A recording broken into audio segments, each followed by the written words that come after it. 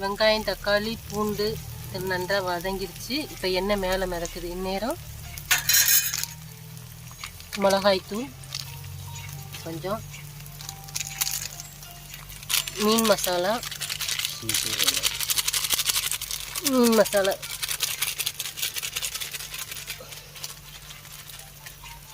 அப்புறம் கொஞ்சம் குழம்புத்தூள்,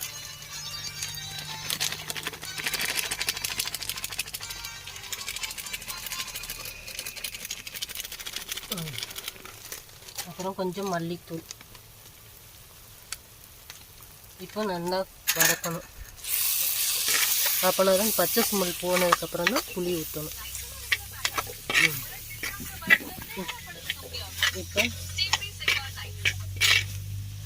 இப்போ வதக்கியாச்சு.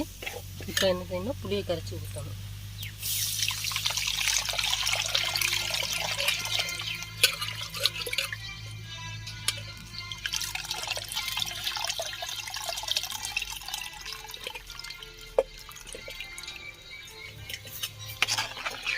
நல்லா கிண்டி விட்டுட்டு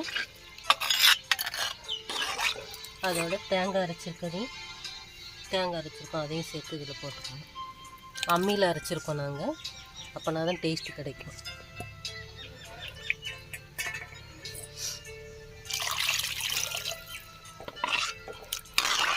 நல்லா கிண்டி கொடுத்துக்கோங்க.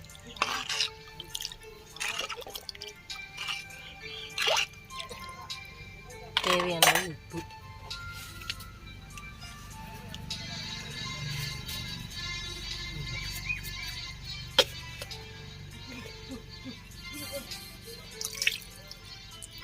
இப்போ மூடி போட்டு மூடி வச்சுக்கலாம். நல்லா கொதிக்கட்டும். கொதிச்சதுக்கப்புறம் மீனை போடணும்.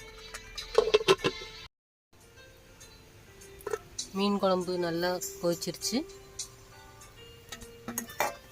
இப்போ மீனை போடலாம்.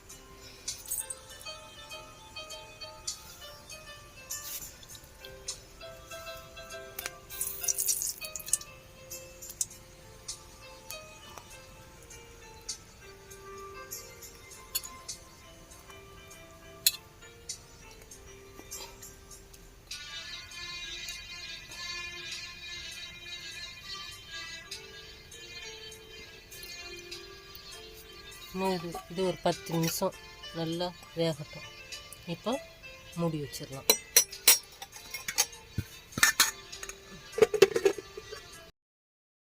வாங்க இப்போ மீன் குழம்பு வெந்துருச்சான்னு பார்ப்போம். மீன்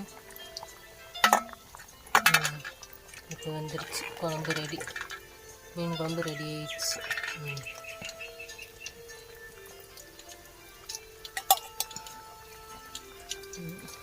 நல்லா வெந்துருச்சுங்க.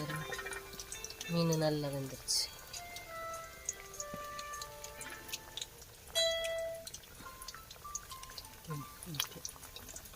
ரெடி. வாங்க சாப்பிட.